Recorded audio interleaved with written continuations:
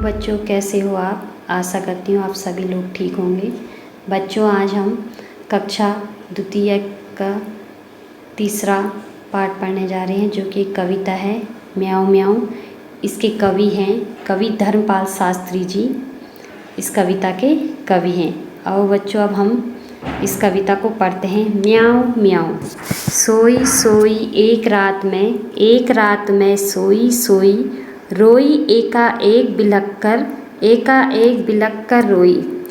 रोती क्यों ना मुझे नाक की एक नोक पर, काट गई थी चूहिया काट गई चूटी भर। सचमुच बहुत डरी चूहिया से सच बहुत डरी मैं। खड़ी देखकर चूहिया को मैं, लगी कांपने घड़ी घड़ी में। सूझा तभी बहाना मुझको सूझा एक बहाना, जरा डराना चूहिया को भी जरा डराना। कैसे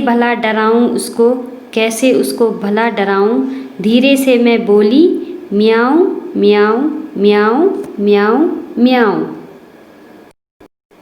इस कविता के माध्यम से कवि हमें बताना चाहते हैं एक बच्ची के मनोभाव को। जैसे कि आप दिख रहा होगा कि एक बच्ची इस कविता में रात के स्वप्न के बारे में बता रही है। सोई सोई एक रात में सोई सोई, रोई एकाएक बिलख कर रोई। एक बच्ची क्या हुई थी? रात को सोई हुई थी और अचानक से रात को उठती है, बिलख कर एकाएक बिलख कर रोई और रोने लग गई। सोए हुए में वो रोने लग गई। रोती क्यों ना मुझे नाक की एक नोक पर, काट गई थी चूहिया काट गई चूटी भर।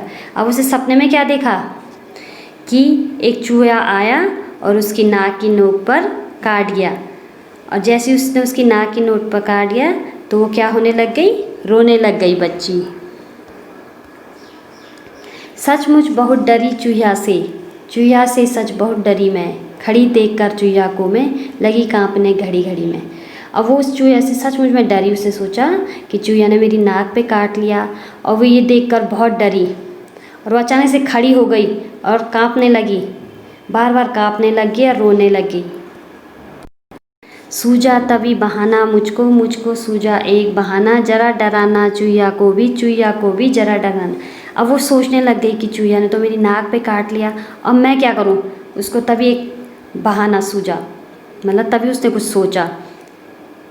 जरा डराया चूहिया को भी जरा। अब वो सोचती है कि मैं भी क्यों ना चूहिया को डराऊं।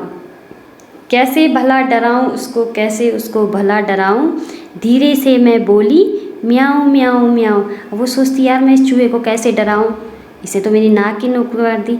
अब उसको सोचती है जब, तो उसके मन में क्या आता है? एक विचार आता है कि मैं क्यों ना बिल्ली की आवाज़ निकालूं, म्याऊं म्याऊं म्याऊं। क्योंकि आपको पता है बच्चों, बिल्ली क्या होती है? चूहे का दुश्मन होती है और जब भी चूहे को देखती तो सीधे उसको पकड़ने चले जाती है। इसलिए वो म्याऊं म्याऊं की आवाज़ निकालती है, जिसको सुनते ही चूहा क्या हो जाता है? वहाँ से भाग जाता है। इस प्रकार से बच्चों, इस कविता में बच्ची के स्वप्न का एक सुंदर चित्रण किया गया है। आपको ये कविता अच्छी लगी होगी और पसंद भी आई होगी कि किस प्रकार से बच्ची स्वप्न देखती है। चूहा किस प्रकार से उसकी नाक की नोक पे कटता है और वो अंत में बिल्ली की आवाज़ निकाल कर म्याऊं म्याऊं करके चूहे को भगाती है। आपको ये कविता अच्छी लगी होगी। धन्यवाद।